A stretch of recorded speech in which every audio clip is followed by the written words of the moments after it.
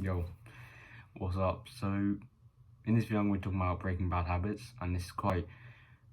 Oh, before we start, by the way, I just want to say try to watch all this video if you can, um, because it's quite a helpful video. I wish I had this kind of knowledge that I have now about habits and stuff like that I did when I first started.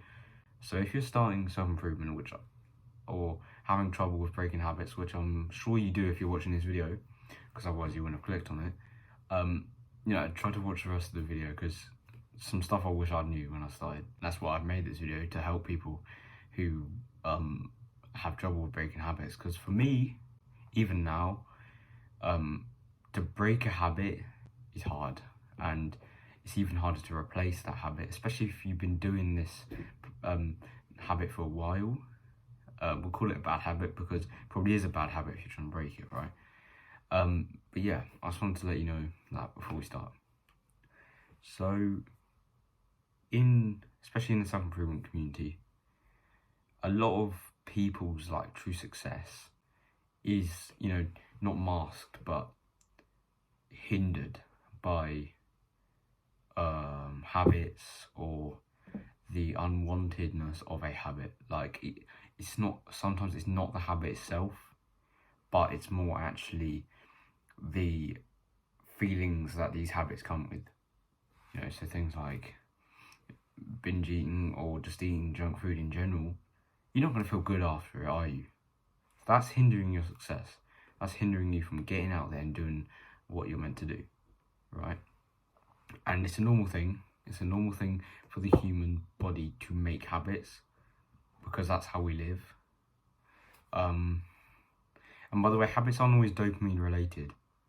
In self-improvement, it's quite common for people to say habits are quite dopamine related, like release of a dopamine, all that kind of stuff, like bro science, but it's not always.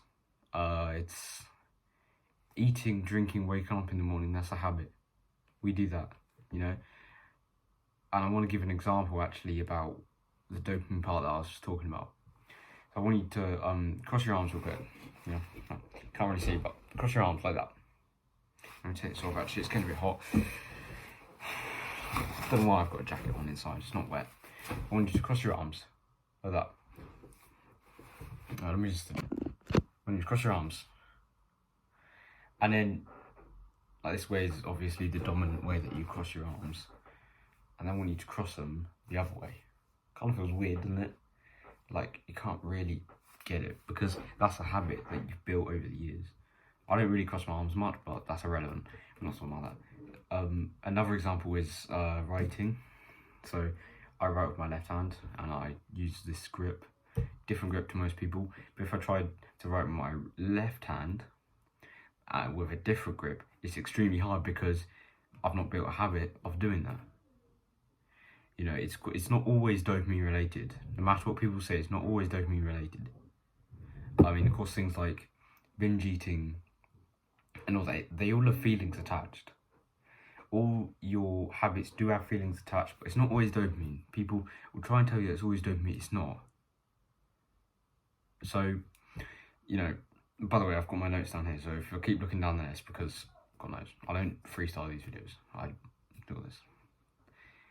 And however, if you were to change that, for example, write with your left hand, cross your arms the other way, for a few weeks, it would feel weird, but then it would become the norm because you built that habit. And the other way would feel weird.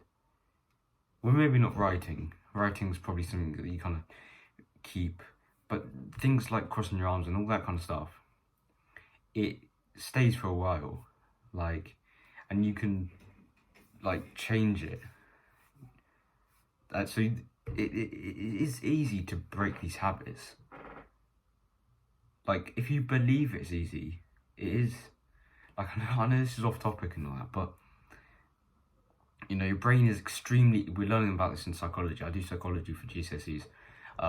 This is my first year of doing it, but learning some stuff.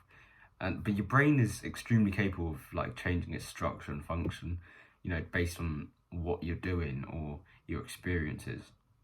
So, for example, when you learn something, I won't go too in depth, but you have synapses, neurons in your brain, and whenever you learn something new, a new neural connection is formed, and that's why you learn. That's how you learn.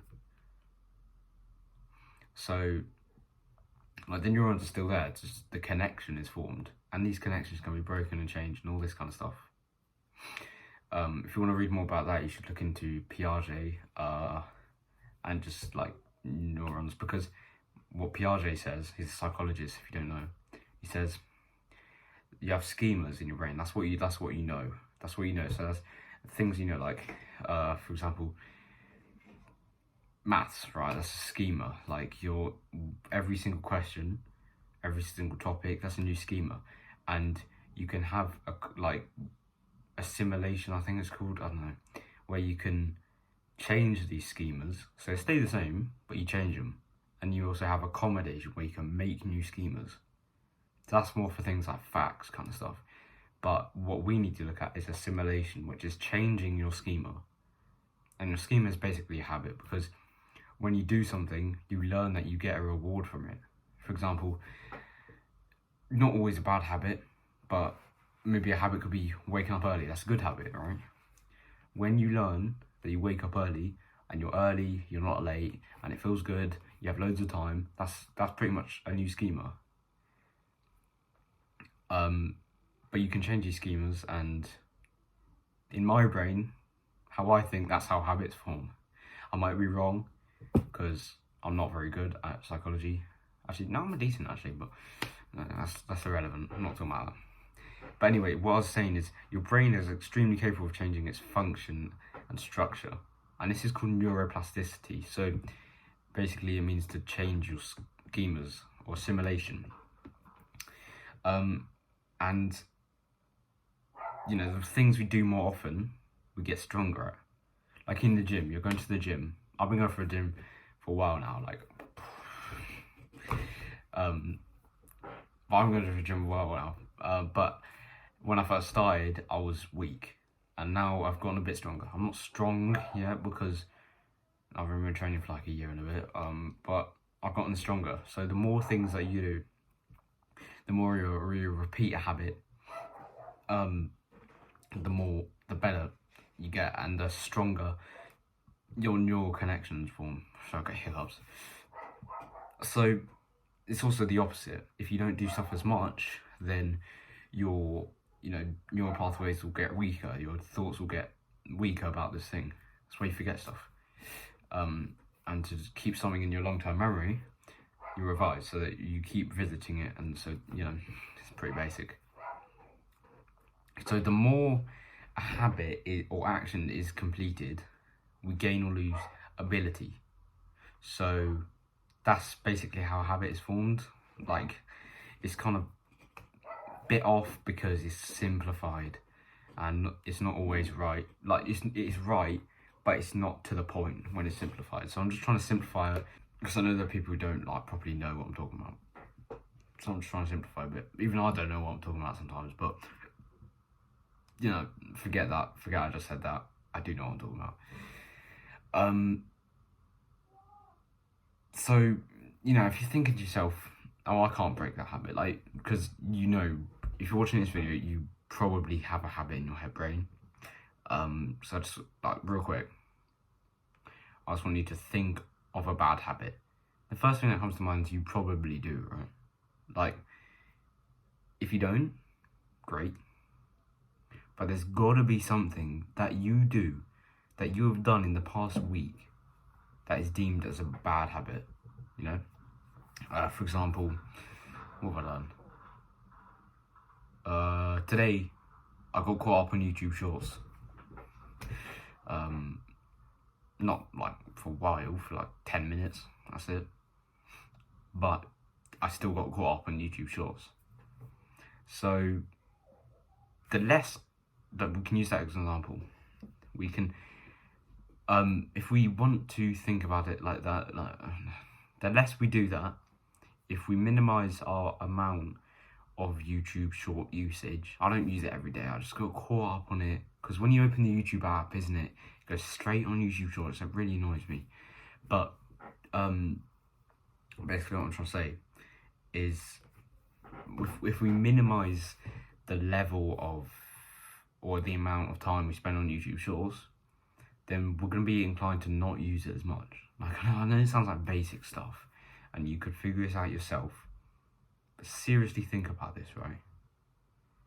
Your brain, it's like Play-Doh.